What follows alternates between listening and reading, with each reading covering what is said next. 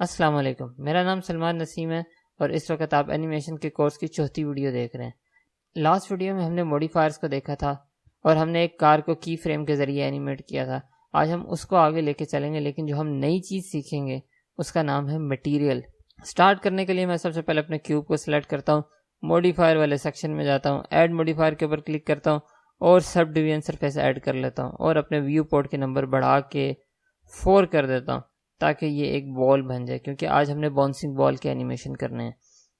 और रेंडर के ऊपर भी 4 करके मैं इसे अप्लाई कर देता हूँ। अब ये मेरे पास जो ज्योमेट्री है ये पूरी एक बॉल की ज्योमेट्री बन चुकी है। एनिमेट करने से पहले हम सबसे पहले इस पर थोड़े से मटेरियल लगा लेते हैं। मटेरियल लगाने के लिए अगर हम अपने टूल मेन्यू के अंदर देखें तो हमारे पास राइट साइड पे एक दुनिया टाइप की या बॉल टाइप की शेप बनी होती है। मैं इसके ऊपर जाता हूँ, न्यू के ऊपर क्लिक करता हूँ तो ये मेरे पास एक मटेरियल इसके ऊपर ऐड कर देगा। मैं सबसे पहले इसको एडिट मोड में ले जाता हूँ, इधर से जाके फेस सिलेक्शन कर लेता हूँ और आल्ट दबा के इस तरह से फेसेस को सिलेक्ट कर लेता हूँ।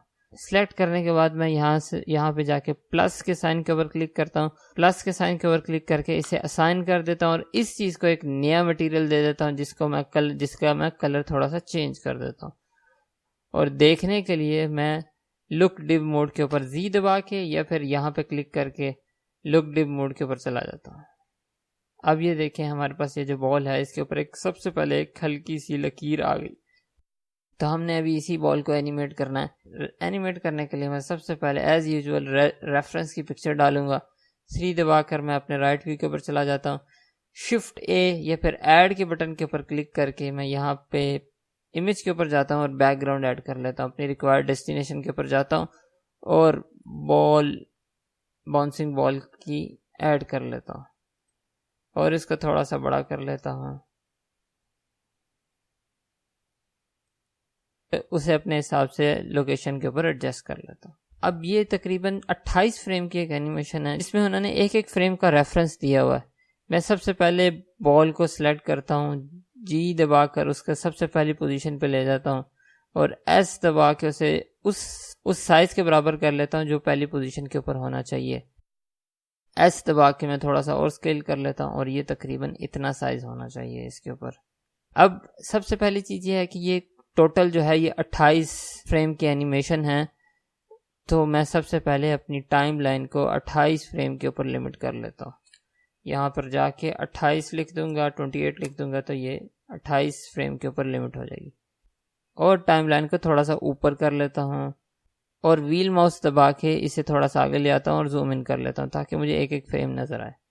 मैं सबसे पहले फर्स्ट फ्रेम के ऊपर जाके आई का बटन क्लिक करके लोकेशन रोटेशन स्केल का की फ्रेम लगा देता हूँ। उसके बाद नेक्स्ट के ऊपर जाके जी दबाकर उधर मूव करता हूँ उस लोकेशन के ऊपर और दोबारा से आई लोकेशन रोटेशन स्केल, इसी तरह अगले फ्रेम के ऊपर जी दबा के आगे मूव करता हूँ और 3 के ऊपर जाके दोबारा से लोकेशन रोटेशन स्केल और इसी तरह 4 के ऊपर जाके जी दबाकर आई लोकेशन रोटेशन स्केल 5 दबाकर।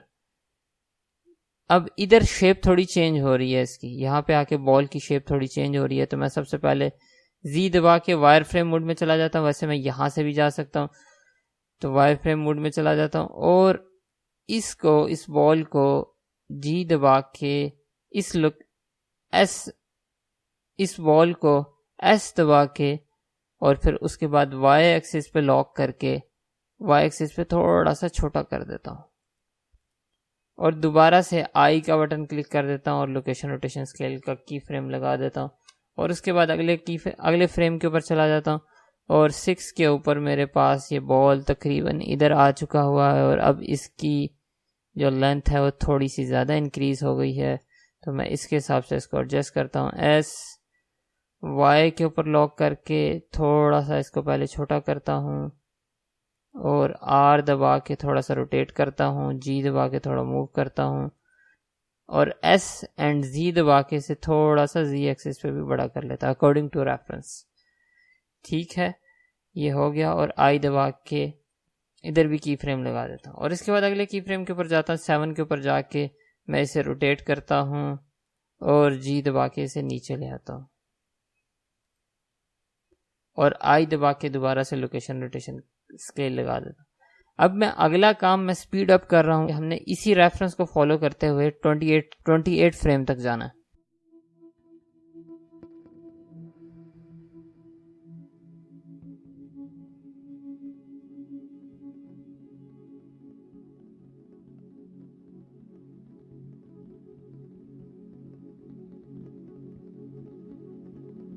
जी, अब मैंने इसके ऊपर सारे की फ्रेम लगा दिए हैं। मैं सबसे पहले तो बाहर व्यू से बाहर निकल जाता हूँ, जी दबा कर सॉलिड व्यू में चला जाता हूँ और शिफ्ट ए या फिर ऐड के बटन के ऊपर क्लिक करके मैं एक प्लेन ऐड कर लेता हूँ और एस दबा के उसे बड़ा कर लेता हूँ ताकि ये जब बॉल जब बाउंस खाए तो मुझे नज़र आए, सही तरह नज़र आए। मैं जी दबा के लुक डिप मोड में चला जाता हूँ ताकि मैंने बॉल के ऊपर जो हल्का सा मटेरियल लगाया था वो भी मुझे नज़र आता रहे। तो अभी मैं देखता हूँ ये जब मैं प्ले करूँगा तो ये देखें ये इस तरह से बॉल बाउंस खा रहा है।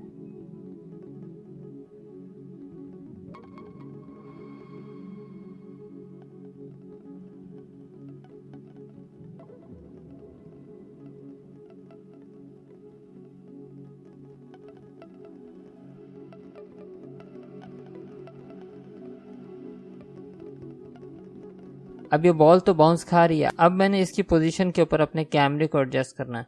मैं सबसे पहले कंट्रोल ऑल्ट 0 दबा के इस जगह पे अपना कैमरा ले आता हूँ, कैमरे को सिलेक्ट करता हूँ और मैं इस जगह के ऊपर क्लिक करके या फिर एन दबा के अपने नेविगेशन वाले मेन्यू में चला जाता हूँ और व्यू के ऊपर क्लिक करता हूँ और lock the camera to the view इसके ऊपर चेक कर देता हूँ। अब ये क्या करेगा, हमारी जो कमांड्स हैं पल जूम इन की, जूम आउट की या ड्रैग की जो कमांड्स हैं, अब ये वो सारी कैमरे के ऊपर अप्लाई करेगा। अब मैं जिस तरह से अपने कैमरे की पोजीशन एडजस्ट करना चाहता हूँ, जिस जगह पे करना चाहता हूँ उस जगह पे मैं एडजस्ट कर लूँगा और उसके बाद इस चेक को हटा दूंगा। अब अगर मैं इसको रेंडर करूँगा जिस तरह से हमने लास्ट वीडियो में किया था तो वो इस बॉल के साथ वो बिल्कुल इसी तरह से रेंडर होगा। ये सब कुछ करने के बाद अब मैं यहाँ पे मैं एन दबा के अपने नेविगेशन मेन्यू को हाइड कर देता हूँ और एनिमेशन वाले लेआउट में चला जाता हूँ और इस बॉल को सिलेक्ट करता हूँ और शिफ्ट डी दबा के डुप्लीकेट कर लेता हूँ, यानी एक और ले आता हूँ। लेकिन अगर अभी मैं इसको चला के देखता हूँ ना तो हमें ऐसा ही लगेगा कि ये एक ही बॉल है क्योंकि वो दोनों की पोजीशन, दोनों की लोकेशन एंड रोटेशन बिल्कुल सेम है। तो मैं दूसरे क्यूब को सिलेक्ट करके मैं अपने डॉप शीट के ऊपर सब की फ्रेम सेलेक्ट करके ए दबा के सब की फ्रेम सेलेक्ट करके जी दबा के उन्हें थोड़ा सा आगे मूव कर देता हूँ। अब क्या है, अब अगर मैं इसको प्ले करके देखता हूं तो ये कुछ इस तरह से होगा। और अब आपने अगर इसमें मजीद चीज़ें ऐड करनी हो तो आप इन्हीं दो को पकड़ें, शिफ्ट डी दबा के डुप्लीकेट कर लें और अब इन दोनों को सिलेक्ट करके 2 और 3 को सिलेक्ट करके अपनी डॉप शीट के ऊपर ए दबा के सब की फ्रेम सेलेक्ट करके जी दबा के उन्हें आगे मूव कर दें। तो अब देखें ये इस तरह से होगा।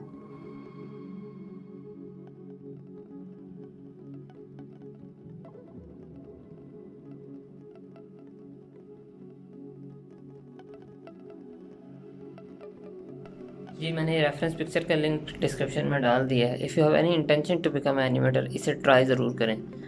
सेकेंडली मेरे कुछ पुराने आर्टिस्ट दोस्तों को इतराज़ है कि मैं एक ही वीडियो में टोटली किसी चीज़ के बारे में टोटल एक्सप्लेन क्यों नहीं करता। उसकी एक रीज़न है कि ये मैंने कोर्स उन लोगों के लिए बनाया है जो या तो बिल्कुल बिगनर लेवल के ऊपर हैं या फिर वो लोग जिन्होंने ये कोर्स शुरू करने के बाद ब्लेंडर यूज़ करना शुरू किया। तो उनको मैं इसी तरीके से समझाता हूँ कि पहले दिन सिर्फ़ और सिर्फ मैं उनको बताता हूँ कि ये चीज़ एग्जिस्ट करती है, दूसरे दिन उसमें थोड़ा सा हम डीप जाते हैं और तीसरे दिन हम उसको आगे आगे लेके चलते रहते हैं। इसी तरह क्योंकि ये कोर्स एनिमेशन के लिए है तो हर जो भी हम नई चीज़ सीखते हैं उसमें जो भी एनिमेशन से रिलेटेड पॉसिबिलिटीज़ होती है मेरी कोशिश होती है कि मैं उसको एक्सप्लेन करूँ। Thank you so much for your feedback. Course को फॉलो करते रहिए, इंशाल्लाह फिर मुलाकात होगी।